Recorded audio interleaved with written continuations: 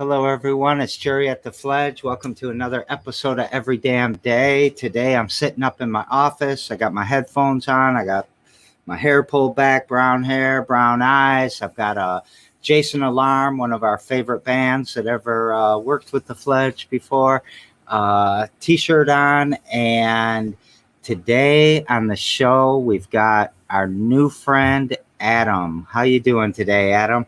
What's up, man? How are you?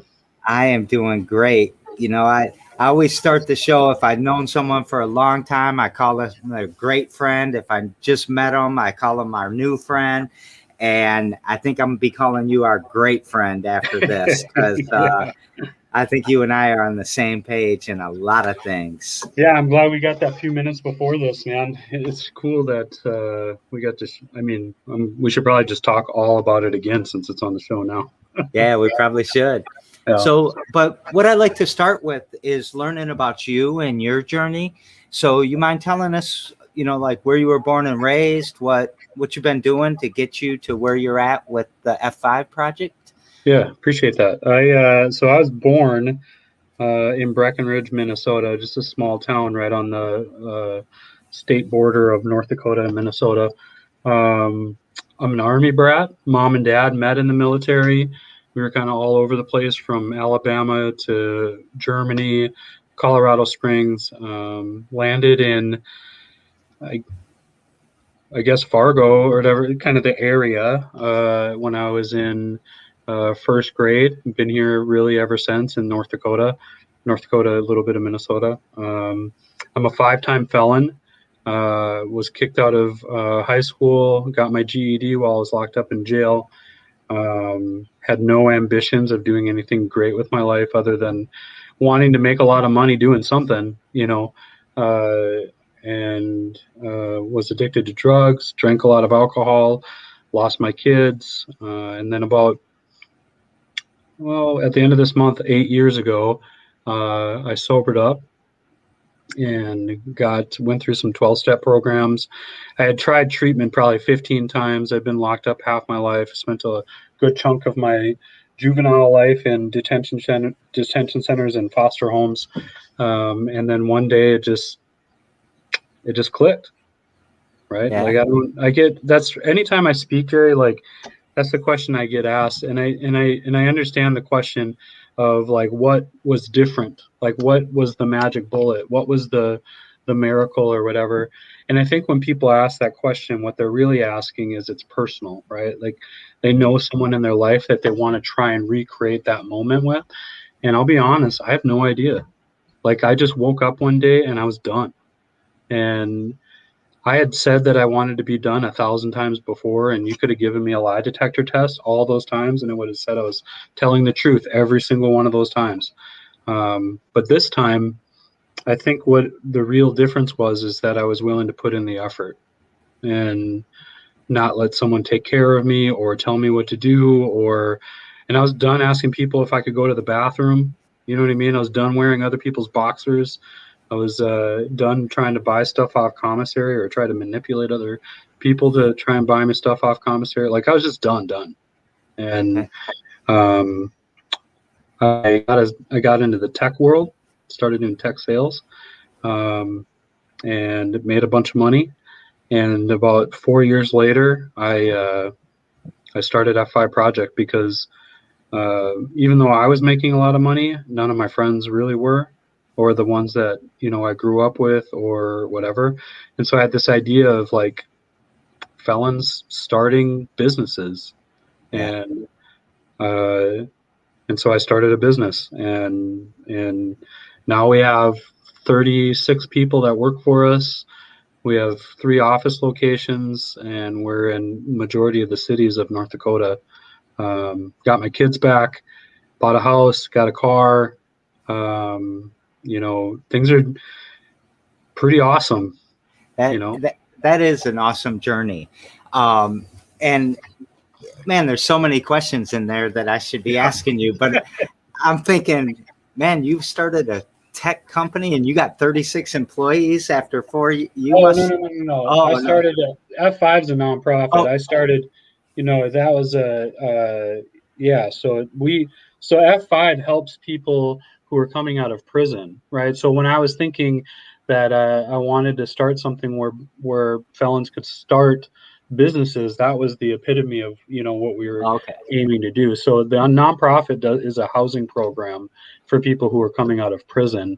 But now it's so much more. Like, we provide services to people walking in. We go into all the prisons and all the jails. We build relationships.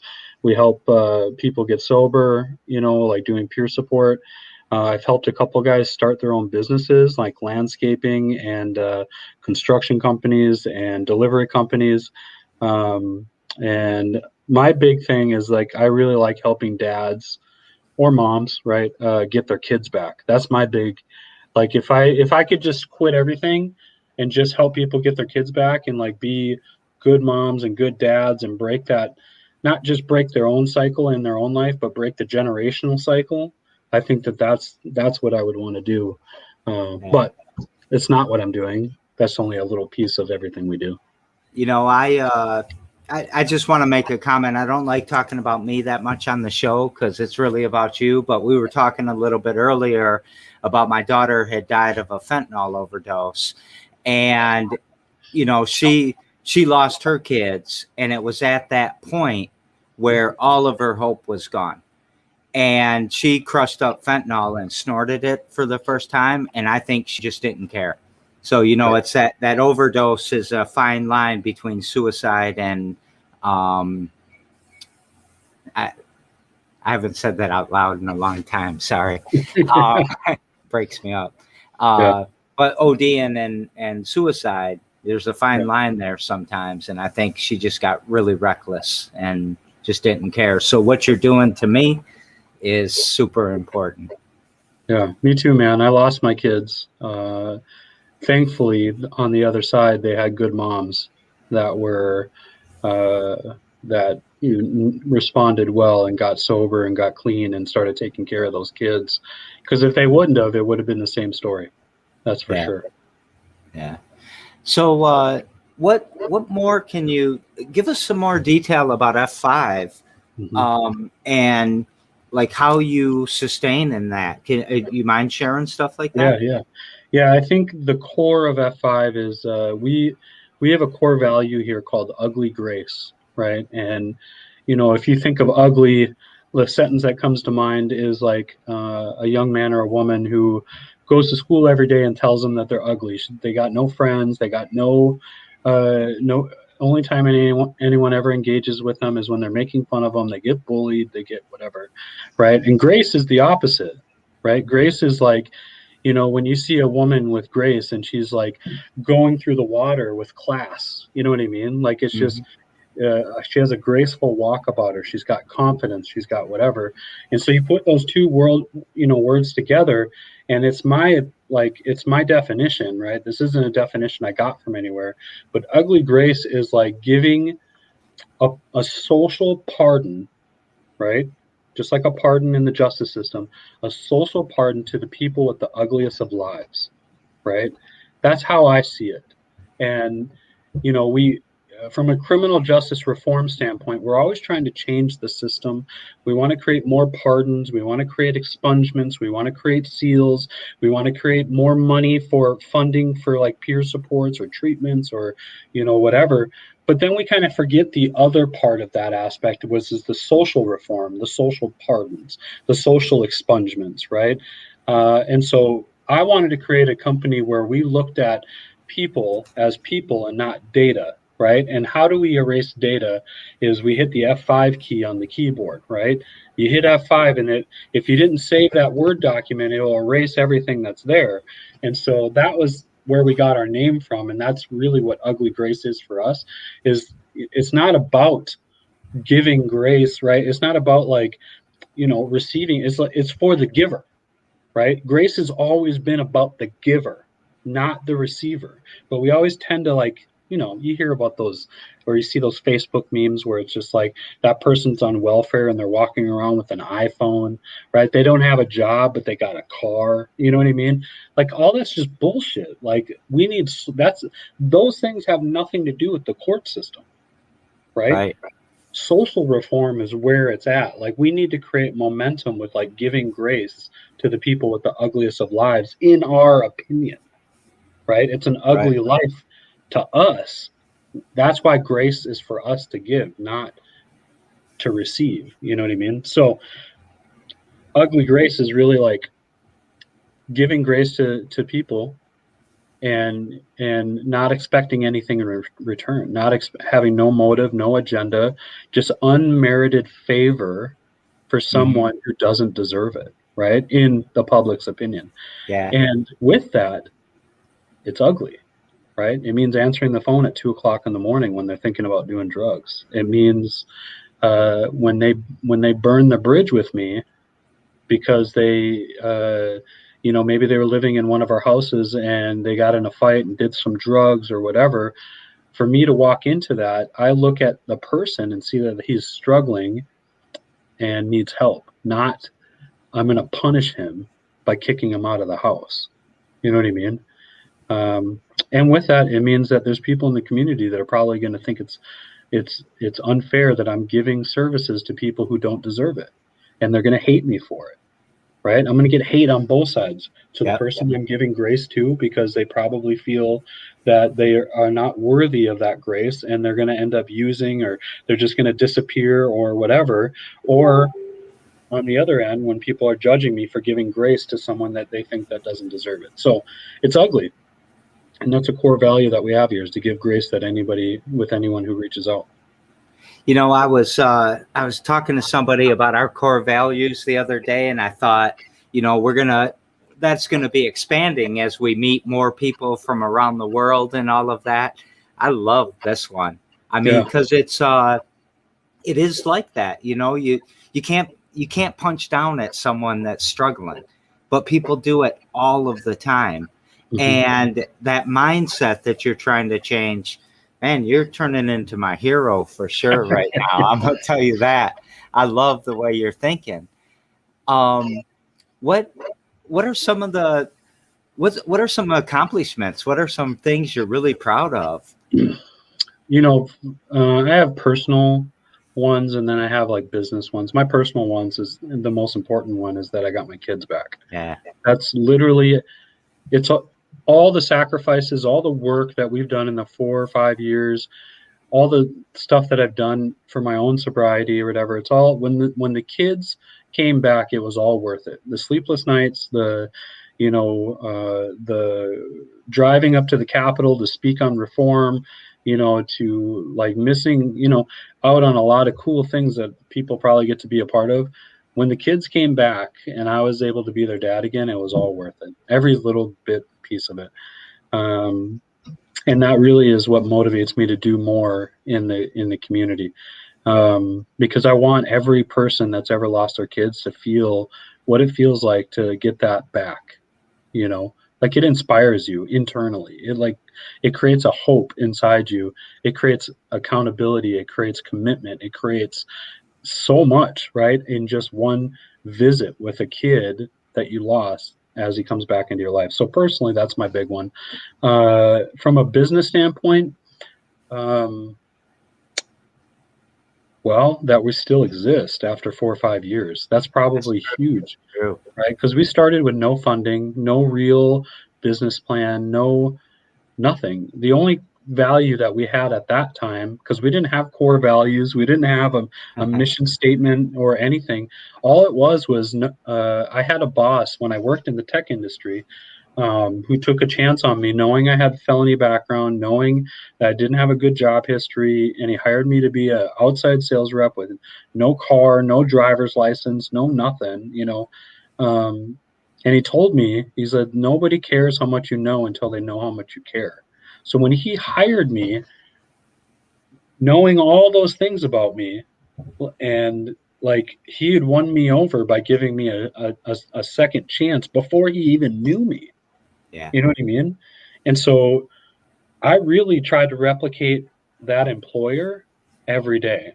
I tried to replicate the guy who let me rent a bedroom from him, knowing I was a felon, with our housing program, right? Like, no red tape approach. You don't even have to, a lot of times when guys move in, they haven't even filled out an application. You know what I mean? Like, we're just trying to get them off the street and get them in the house, or deter them from having to live in a homeless shelter, or you know what I mean? Yeah. And so that's from a professional standpoint. I have a great team. I have a great executive team. And they all replicate all those things that I just talked about. So there's a bunch of things I want to talk about that are happening in the comments right now, but real quick about that, you alluded to it earlier about connections with the ugly grace and what you were talking about there, and then again with kind of that boss trusting you before you trusted him, probably. I like this one, trust first. We use that a lot. Yeah. And connection, how important was the connections that happened around you to keep you from using or going back or whatever? Yeah. Well, I'll tell you from then and how we do things here, right? Then the biggest piece for me was the connections I had within my sober community, right? Mm-hmm. By far, like, it was great that I was connected to my boss. It was great, that I was connected to people at work, but there was still that distinction between me and them. You know what I mean? And a lot of that was because I grew up in the system, because I had lost my kids, because I was an alcoholic, right? Like, those things prior to me getting connected within my own community were the things that identified me, right? That was my identification, Mm-hmm. right? I'm an alcoholic. I'm a drug addict. I'm a felon, right? Right. And it's slowly through, like, paying my debt back to society. And I mean it, like, paying back those fines, those restitutions, the people that I harmed, is when I started to realize that I was a citizen. You know what I mean? Like, I had earned my stay now that I had paid back my debt, right? Served probation, served parole, paid back my fines and fees and all that stuff. Like, that was where I started to realize, like, the effort that I was putting into my new life was giving me rights to be a citizen. You know what I mean? And so I've never been a big guy on handouts. I've never been a big guy on people giving me things or whatever. I wanted to earn my keep. And when my mindset changed to wanting to earn my keep rather than just expecting handouts, that was like a game changer for me. And I would never say that I was expecting a handout. I was just expecting things to happen without putting the work in, right? Yeah. Like, I was expecting the perfect job to come along, or I was expecting somebody to bring me food. Perfect. I was just expecting things to happen without the work. And the day that I got sober, I was like, I'm done. Right? Like, when we were talking earlier, like, I'm done. And that means I'm not expecting anything from anyone else, and I'm going to put in all the work myself. I wouldn't even say it like, I don't think I was an extremist to the point where I was, like, not going to ask for help. Right? But I wasn't going to expect it. And then if I didn't get it after asking, I didn't get mad. Right? Like, my whole attitude shifted to where this is Adam's time and I'm going to put in the work. So the connections were important. Today, those connections are one felon relating to another felon, one addict to another addict, one alcoholic to another alcoholic, right? The work we do on the side, that actually is more important than the work that we do at work. You know what I mean? Like, work pays the bills, but this social connection with other felons or with other addicts or whatever, and us rising up together was, man, that was a game changer for me. When I was sitting in a meeting one day and I heard a person say, yeah, I'm grateful to be an addict, but at least I'm not a felon, right? I saw so much divisive or, like, categorization of people within our own social networks that I wanted to destroy it. Not that I wanted to destroy the titles of felon, addict, or alcoholic. Like, I think those are really important to me, right? It helps me be true to myself. But, like, just because you're a felon doesn't mean that you can't be helped by someone who's not a felon. Or just because you're not a felon doesn't mean that you can't help someone who is a felon. Like, we needed to completely destroy those gaps and barriers in those titles, because then we're no better than the Catholics and the Protestants, or the Republicans and the Democrats, or whatever. We don't need that shit down here. What we need down here is a community. I want to be your best friend, man. I'm going to have to move to Fargo. Everything you're saying just resonates with me so much. A couple of themes that are coming. Do you deal with homeless people, or yeah, we do. Honestly, dude, we have some connections with the state government and city governments all around North Dakota. And so like we just wanted, like originally when F5 started, our scope of services, I mean, that's a red tape kind of lingo right there. Our scope of services was just mainly people who were afflicted by the justice system. So they had a felony background or were somehow formally involved with the justice system, whatever the case may be. What it's turned into is that, is anybody who reaches out, right? But it's different for everybody. Like I had a guy who reached out who had a bunch of felonies on his record, and he didn't need a place to live, but he needed help with finding a job. So we just helped him secure a job, right? Another guy like had a hard time paying his bills, and he was homeless, and he had a felony background. We moved him into our house and helped him get his own apartment, right? We just needed a gap filler. One time I had a guy reach out and come to my office, and he told me he wanted me to help him with housing and employment, and basically wanted me to do all this stuff for him. So I asked him, I was like, "Are you an addict?" He's like, "No." I was like, "You an alcoholic?" "No." "Are you a felon?" "No." I was like, "Then why are you here? Like, go get a job. Stop being lazy," right? It's like I'm not that guy who's just going to tell you everything that you want to hear and like use you to get better numbers and stuff like that. Like we cut through the bullshit here, right? Like if a guy shows up here and he says he can't get a job, bullshit. Like you can get a job. You just need to, your goal should be going out and looking for a job as if it was a job, right? Are you spending 8 hours a day looking for a job? No, they're probably responding to a couple Craigslist list ads. You know what I mean? Or they might stop somewhere. Like you got to put in the work. Right. And so if anything, if F5 is anything, it's like it pushes people to be better today than they were yesterday. I love that strategy. I also forgot to mention, I was going to ask you about where the name came from, and now it makes all kinds of sense to me. Yeah. So Katie said you've got a really cool model. Katie from Power and Passion said that you have a really cool model for your housing. Do you want to expound on that a little bit? Yeah, so we I think most halfway houses or recovery houses or whatever you want to call them, we're not like that, right? Like our houses are just single family dwellings that fall within city code, and we rent them as F5 and then move people into them that want to change their lives, right? That's it. So if anything, if we're anything, we're like a property management firm that manages the people rather than the property, right? And so every person that lives in our house gets a person on our staff that's dedicated to them. So instead of just having a house manager that's running the house or whatever, we have multiple employees that are working with multiple people in that house, right? And so there's no real, the only background on there that because all of our houses are near schools, there's obviously that sets a certain group of people that can't live in those properties. But outside of that, we'll take anybody in. I mean, sometimes people showed up to the house. We had an opening and they said they needed a place to go, and we just took them over there. You know what I mean? And so that's where it's different. We don't mandate anything. I'm very libertarian at heart, right? Like, I think anybody who's been afflicted by the justice system deep down to their core are libertarians, because we know what the power of the government can do on a person's mind and body.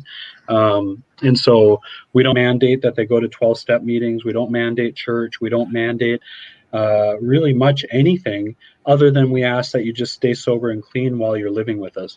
But if you move out of there and you decide that you want to drink, or you want to partake with marijuana or something like that, like I'm not going to disassociate with you because you're not living like what I think a sober life is. You know what I mean? Right. Like we need a community of people who are tolerant and loving towards all and really do that, not just tolerant and loving towards people who conform. You know what I mean? So I'm being drawn into what you're saying so much I'm forgetting to think about questions. So can do the people that stay at your houses then do they have to pay rent? yeah, they pay a program fee. It's we're actually coming up with, this isn't public yet, but we're coming up with a better idea on, we serve people who are formerly incarcerated or essentially have done ugly things in our community, right? They're paying back their debt to society. And so the program fee is like $500 a month, and we're pretty liberal on that. Where like the first month there's no real expectation unless you can come up with it. But I'm thinking about raising that a little bit more, and then taking $100 of that and then paying it towards their fines and fees and restitutions, right? So that because victims they deserve attention just as much as those who are afflicted by those who are afflicted by the justice system, in my opinion, are victims too. A lot of times they stole a bike, they pawned it, right? And then they went and bought some drugs, and then they were arrested for the drugs and the bike, right? Now they got to serve time in jail or prison or go to a treatment center. They got to have a probation officer. Like, I mean, if we were going to do an eye for an eye, why don't they just pay the bike back? Right? You know what I mean? Right. So a lot of times it seems like it's an eye for a body, right? It's a revenge system, right? It is a revenge system. Very, very, it's almost doubling down on the revenge, because like you're taking someone out of their community, you're putting them in a prison, right? Like they can't see their kids, they get to maybe write them if they can afford the stamps. They definitely can't afford the phone calls, they can't afford the video calls, right? And so to me, you're basically telling me that if you steal a bike, we're taking everything from you. Everything. For a bike. You know what I mean? Yeah. And so by the time people get to us, they've been punished, right? And so I see them as victims just as much as the victims of their crimes. And so I think paying that debt back to their victims is just as important as creating opportunity for the people who are coming to our houses. I love that you're working both sides of the equation, but it's probably more than both sides. It's a really complicated equation. So all the sides. When do you ever have to kick somebody out of the house? Oh yeah. It's usually, I always base it on effort, right? Like if there's effort to, like what happens after the mishap, right? Let's say they relapsed while they were in the house, and what are they doing now? Like I want to see that they're doubling down on putting forth effort to ensure that won't happen again. So a lot of times if we kick someone out, it's because of repetitive behavior, or it's they're just not doing anything. Like I need action and effort, and I'll base my decision on that rather than what was the mistake. So when you have to do that, I'm sure you have to be strong and, tell them exactly how you're holding them accountable. Yeah. But when you turn around and walk away, you feel crushed? Oh, man. Dude, I've been kicked out of every halfway house I've ever been in. I've been kicked out of treatment centers. I've been and I've always it's been weird to me that we kick people out for the same reason that we let them in. You know what I mean? And so that's why I say it's repetitive. It's got to be repetitive behavior, because if it's repetitive behavior or repetitive relapse or whatever, it's not, to me, I'm not kicking them out because I'm disciplining them or holding them accountable. A lot of times we're trying to find them a higher level of care. You know what I mean? Yeah. And so the one thing that I don't have tolerance for is violence, right? Like if there's violence, you're out. Like I'm not even going to try and help you find another place because you got violent, right? The homeless shelter is for emergency housing, and that's what they're there for. But like if it's a relapse or they skipped curfew or they didn't show up to their probation meeting or something like that, 9 out of 10 times they just needed another resource or another person dedicated to them, and they were able to figure it out. Yeah. What about like IDs and stuff? Is that a problem? It can be. I think North Dakota is pretty good on making IDs relatively available to people, where it doesn't. It's not too much. It's not too troublesome. It's troublesome to like try and get an ID when you don't have an ID, right? But like, there's ways, like, with notaries and banks and stuff like that, that they're able to like get that first couple steps done. But it really just comes down to, I've seen more people have issues with getting IDs because they didn't put in the effort than the actual barrier of getting an ID. Right. Yeah. Yeah. So the landlords that you rent the houses and then sublease them, I guess, might be a way to look at it. Or Yes. you just are these is that a difficult process for you? No, not North Dakota.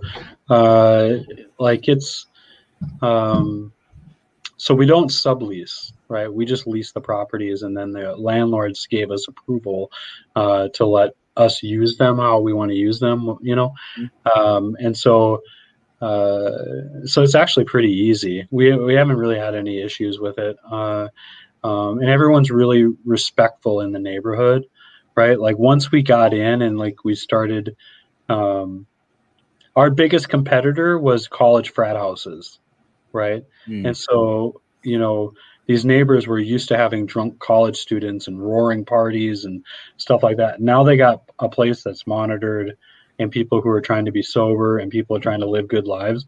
Every single place that we have a house, they've all changed their minds about us and want us to put more F5 houses there. Yeah, I would say we need a lot less college frat houses. So I feel embarrassed asking this question, but it's so big that I have to pin you down on it. Okay. What would you say your mission is? Oh man, our mission is that's a good question. I like being a mission without a mission. That's a great answer. We can stick with that. I'm sure my staff would probably come out, they would come in here and tell you exactly what our mission is. But as the executive director for F5, I like to keep things as simple as possible. Like, if someone's come into the office, instead of wondering if they have filled out an application or if they fit the criteria or if we have space or whatever, like, I like to just like see what I can do. You know what I mean? I like a challenge. I like people. I enjoy helping people, raise the floors and break ceilings in their lives, right? And so our mission is really just to like be better today than we were yesterday, and we do that through having the core values of accountability, ugly grace, hustle harder, pennies or people over pennies. That's a big one for us, right? That's the one that really destroys the red tape in a lot of things, the regulations, the rules, the policies, right? Like, how are we treating people like people and not pennies, right? And trying to save on pennies. So as long as they fit those core values, which should be everyone, right? I think we're doing our mission. You're having a profound impact on me. I mean, you really are. I just want to state that out loud. Well, I appreciate it. What's something you do every damn day to push that mission forward? Man, the thing that I try to do every day is I make sure that the people around me are good.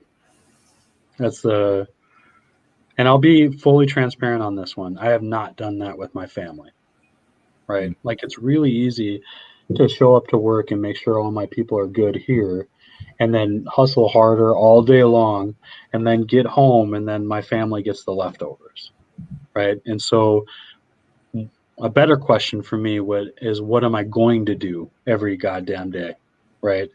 And that's I think I'm going to do my best to try and do the same for my family. That's resonating with me too. Man, every entrepreneur I've ever met, every single one of us social entrepreneur or for-profit entrepreneur or capitalist, right? Like the one place that we all struggle together is by the time we get home, like we're so exhausted that our family gets the leftovers. How do we change that? Well, let's do something right now. You got a shout out to do at least to your son, right? Yeah, it is my 22-year-old. His son. It's my son's birthday today, and so when he was one of the kids that I lost, and when he was 14, he sent me a message. He was in a closed adoption, and he sent me a message on Facebook and said, well, first I found him on Facebook and I added him as a friend, which was super weird.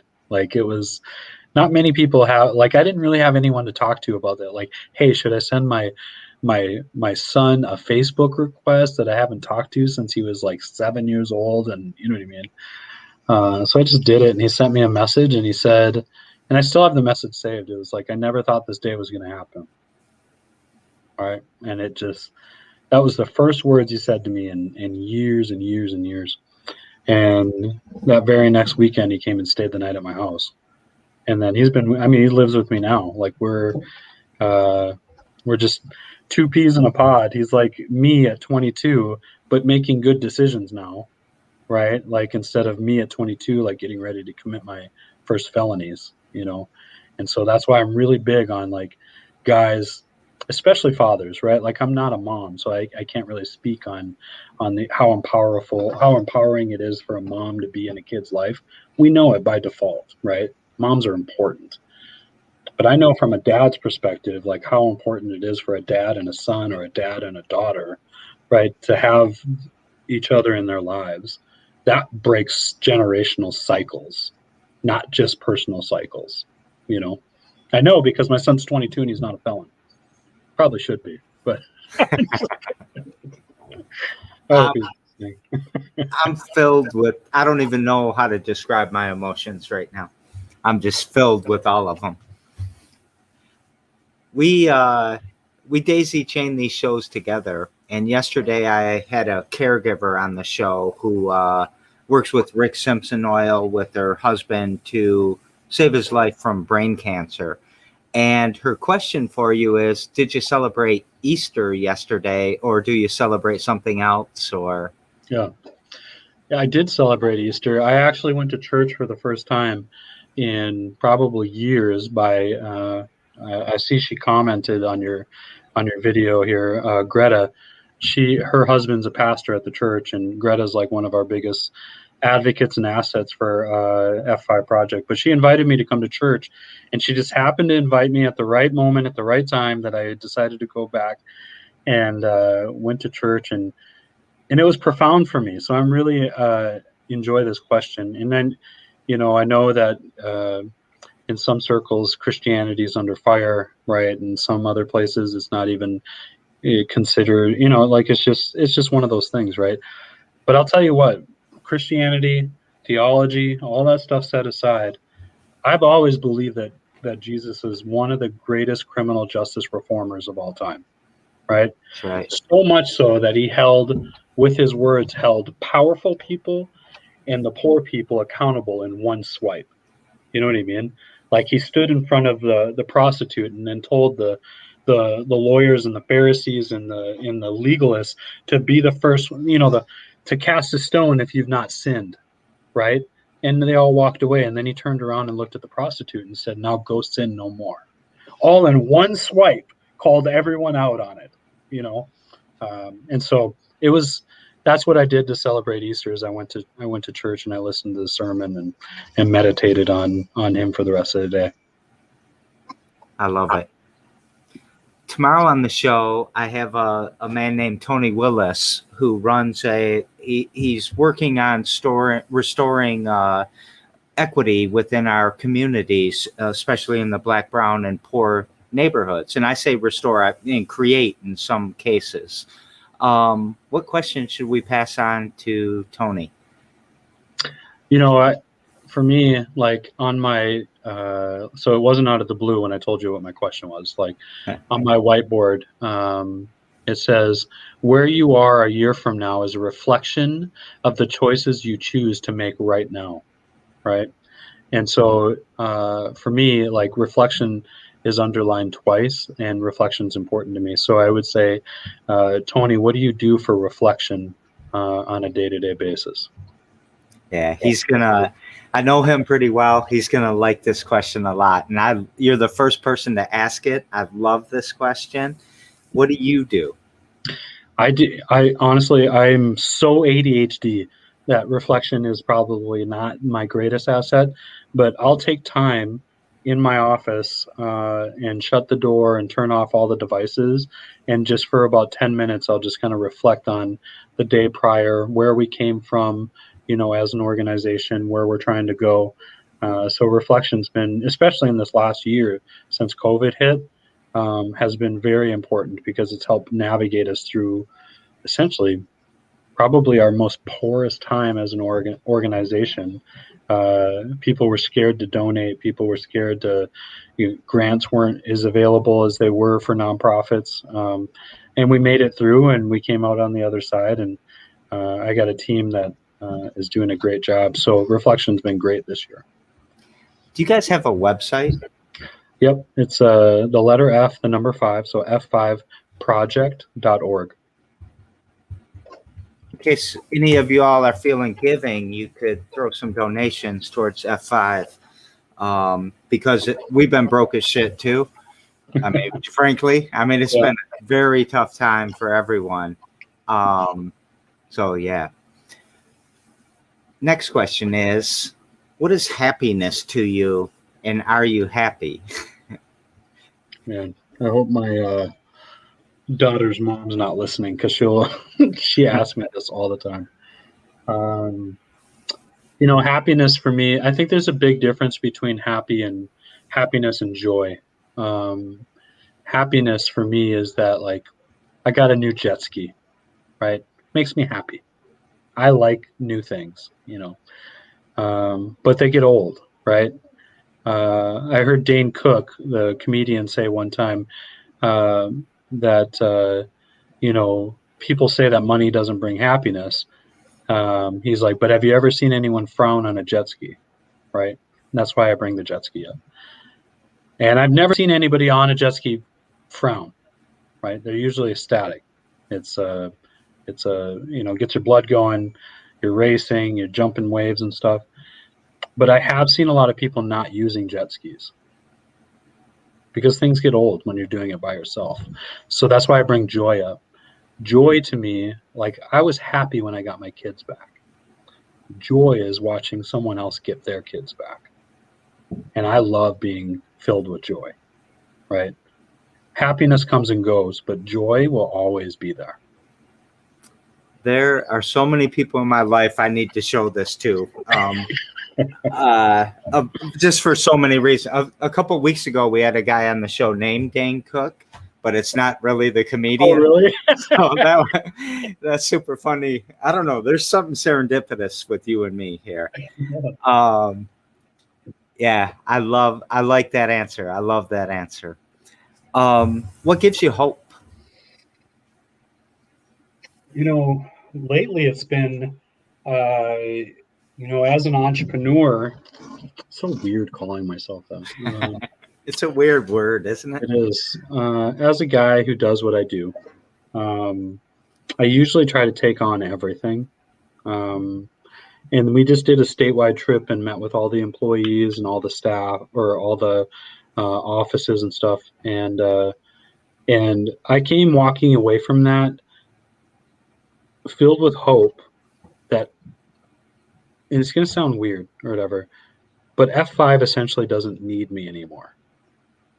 That gave me hope, right? Because I always had this fear that if I walked away, the donations wouldn't come in. If I walked away, things would fall apart or whatever. And as for the last 4 years, that was completely possible. But then I hired a guy named Scott College, and another guy named Curtis Renner, and another guy named Leonard Wells, and a woman named Emma Quinn. And those 4 are essentially running the entire organization.